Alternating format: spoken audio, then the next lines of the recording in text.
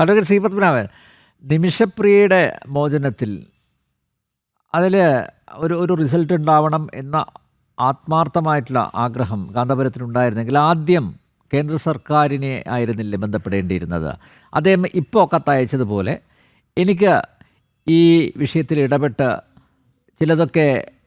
ചില റിസൾട്ടുകളൊക്കെ ഉണ്ടാക്കാൻ സാധിക്കും എന്ന് കേന്ദ്ര സർക്കാരിനെ, വിദേശകാര്യ മന്ത്രാലയത്തെ അറിയിച്ചിരുന്നെങ്കിൽ അല്ലേ അദ്ദേഹത്തെ ഇപ്പോൾ ഇങ്ങനെ ക്രൂശിക്കേണ്ടി വരില്ലായിരുന്നു എന്നല്ലേ മനസ്സിലാക്കേണ്ടത്? അല്ല, അതിന് രണ്ട് കാര്യമാണ്. ഒന്ന്, കേരളത്തിലെ ഒരു അറ്റ്മോസ്ഫിയറാണ് ഇത് സൃഷ്ടിക്കുന്നത്. നമുക്ക് കേരളത്തിൽ ഒരു സ്വഭാവമുണ്ട്. കേരളത്തിൽ ഈ അനാവശ്യമായ പബ്ലിസിറ്റി സൃഷ്ടിക്കാനും അനാവശ്യമായ പബ്ലിസിറ്റി സൃഷ്ടിക്കാൻ ശ്രമിക്കുന്നവർക്ക് അത് കൊടുക്കാനുമുള്ള ഒരു താല്പര്യം കാണുന്നുണ്ട്. ഇപ്പൊ ഞാൻ ഒരു ഉദാഹരണം പറയാം. ഷിരൂരിൽ ലോറി അർജുനനെ കാണാതായി. ഇന്ത്യ രാജ്യത്തിന്റെ പട്ടാളം വന്ന് അവിടെ തെരച്ചിൽ നടത്തി അവിടെയൊക്കെ നോക്കിയിട്ട് വളരെ ആഴത്തിൽ വെള്ളത്തിൽ പതിഞ്ഞു കിടക്കുന്ന ഒരു സാഹചര്യമാണ് ഉള്ളത്. വളരെ കടുത്ത ഒഴുക്കുള്ള കുത്തിയൊലിച്ചു വരുന്ന ഒരു നദിയാണ്. ഇപ്പോൾ അത് റിട്രൈവ് ചെയ്യാൻ ബുദ്ധിമുട്ടാണ് എന്ന രീതിയിൽ ഒരു കൺക്ലൂഷനിൽ എത്തുന്ന ഒരു സാഹചര്യം വരെ ഉണ്ടായി. ആ സമയത്താണ് രഞ്ജിത്ത് ഇസ്രയേൽ എന്ന് പറയുന്ന ഒരു വിദ്വാനെ പർവ്വതീകരിച്ച് ഇവൻ ഇപ്പൊ ഒക്കെ റെഡിയാക്കുമെന്ന രീതിയിൽ ഇവിടുത്തെ ഒരു വിഭാഗം മാധ്യമങ്ങൾ ആഘോഷിച്ചത്. അതായത് കർണാടക പോലീസ് സംവിധാനത്തെ, കർണാടകത്തിലെ സർക്കാർ സംവിധാനത്തെ, അല്ലെങ്കിൽ ഇന്ത്യയുടെ പട്ടാള സംവിധാനങ്ങൾക്ക് പോലും അടുക്കാൻ പറ്റാത്ത രീതിയിൽ കുത്തിയൊലിച്ചു പോകുന്ന ഒരു നദി, അവിടെ ഈ രഞ്ജിത്ത് ഇസ്രായേലിൽ പോയി ബഹളം വെച്ചപ്പോൾ അതിന് എന്തൊരു പബ്ലിസിറ്റിയാണ് കൊടുത്തത്. അയാളെ ഫ്രീ ആയി വിട്ടാൽ അയാൾ ഇപ്പൊ ശരിയാക്കും എന്ന രീതിയിൽ ഇവിടെ അയാൾ പറയുന്നിടത്ത് കുഴിക്കൂ എന്നൊക്കെ പറഞ്ഞ് ബഹളം ഉണ്ടാക്കുന്ന ഒരു സാഹചര്യം ഇവിടെ ഉണ്ടായിരുന്നു. ഇത്തരത്തിൽ അനാവശ്യമായ പബ്ലിസിറ്റിക്ക് വേണ്ടി ശ്രമിക്കുന്നവരെ മഹത്വവൽക്കരിക്കാനും അവർക്കത് കൊടുക്കാനുള്ളൊരു താല്പര്യം കേരളത്തിലെ ചില മാധ്യമങ്ങൾ കാണിക്കുന്നുണ്ട്. എല്ലാവരും ഇല്ല. അതോടൊപ്പം ഇവിടെ വേറൊരു നെറേറ്റീവ് ഉണ്ടല്ലോ. ഈ കേന്ദ്ര സർക്കാരിന് എന്ത് കാര്യത്തിലും ഒരു ചവിട്ട് കൊടുക്കാൻ ഒരു ചാൻസ് കിട്ടിയാൽ അതങ്ങ് കൊടുത്തേക്കാം എന്ന ഒരു താല്പര്യം ഉണ്ടല്ലോ ഈ പറഞ്ഞ ആൾക്കാർക്ക്. എങ്ങനെയെങ്കിലും കേന്ദ്രത്തെ എത്താൻ ഒരു അവസരം കിട്ടി അത് മോശമാക്കണ്ട അത് വെറുതെ കളയണ്ട എന്നൊരു സാഹചര്യം ഉണ്ടല്ലോ. ഞാനിപ്പോ എന്താ പറയുന്നറിയോ, നമ്മുടെ രാജ്യം പണ്ഡിറ്റ് ജവഹർലാൽ നെഹ്റുവിന്റെ കാലം മുതൽ വിദേശകാര്യ വകുപ്പ് വളരെ കാര്യക്ഷമമായി പ്രവർത്തിക്കുന്ന ഒരു രാജ്യമാണ്. ആര് ഭരിച്ചാലും അതിപ്രഗത്ഭരായ വിദേശകാര്യ മന്ത്രിമാർ ഇരുന്ന കസാരയാണ് നമ്മുടെ വിദേശകാര്യമന്ത്രിയുടെ കസാര. അതിന്റെ സംവിധാനം അങ്ങനെയാണ്.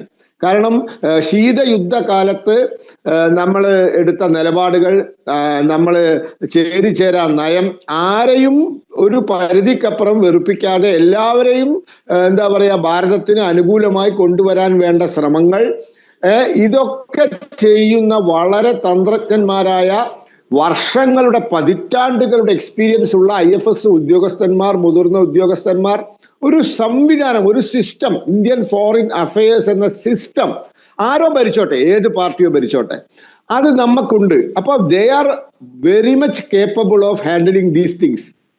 ഇതൊക്കെ കൈകാര്യം ചെയ്യാനുള്ള അതിപ്രഗത്ഭന്മാർ എന്താ പറയാ സൗത്ത് ബ്ലോക്കിലോ നോർത്ത് ബ്ലോക്കിലോ ഉണ്ട്. അവർ കൈകാര്യം ചെയ്യും. ഒരു മുൻ ചൈനീസ് അംബാസിഡറാണ് നമ്മുടെ ഇപ്പോഴത്തെ വിദേശകാര്യമന്ത്രി. ആ മനുഷ്യൻ 35 കൊല്ലം ആ ഡിപ്പാർട്ട്മെന്റിൽ എന്താ പറയാ തഴക്കവും പഴക്കവും വന്ന ആളാണ്. അപ്പൊ അവര് ചെയ്യുന്നതിന്റെ അപ്പുറം ഒരു വ്യക്തി ചെയ്യും. അതും ഒരു ഇന്റർനാഷണൽ ഫിഗർ, ഇപ്പോൾ വിശ്വ പൗരൻ എന്നൊക്കെ പറയാവുന്ന അന്താരാഷ്ട്ര തലത്തിൽ വലിയ ബന്ധങ്ങളൊക്കെ ഉള്ള ഒരു സംഭവം, ഐക്യരാഷ്ട്ര സഭയിലൊക്കെ ജോലി ചെയ്ത് അപ്പൊ ശശി തരൂരിനെ പോലത്തെ ഒരാളാണെങ്കിൽ ഓക്കെ, നമുക്ക് മനസ്സിലാക്കാം. അപ്പൊ ഇതൊന്നും അല്ലാത്ത ഒരു മതപണ്ഡിതൻ ഇതൊക്കെ അങ്ങോട്ട്, അതും ഒരു സർക്കാർ ഇല്ലാത്ത രാജ്യം, ഭയങ്കരമായ ആഭ്യന്തര യുദ്ധം നടക്കുന്ന രാജ്യം, ഈ മത നിയമങ്ങൾക്ക് അനുസൃതമായി ജീവിക്കുന്ന വളരെ വിദ്യാഭ്യാസപരമായും സാമൂഹ്യപരമായും പിന്നോക്കം നിൽക്കുന്ന ഒരു രാജ്യത്തിലെ ജനങ്ങൾ, ഈ ഒരു സാഹചര്യത്തിൽ അവിടെ ഇത് ഹാൻഡിൽ ചെയ്യാൻ ഒരു വ്യക്തിക്ക് പറ്റുമെന്ന് പറയുന്നത് അതൊക്കെ അതിശോക്തിക്കും അപ്പുറമാണ്. അപ്പൊ അതൊന്നും പാടില്ലായിരുന്നു. അദ്ദേഹം എന്തെങ്കിലും ശ്രമം നടത്തുന്നതിന് മുമ്പ് നമ്മുടെ രാജ്യത്തെ അറിയിക്കേണ്ടവരെ അറിയിക്കേണ്ടിയിരുന്നു.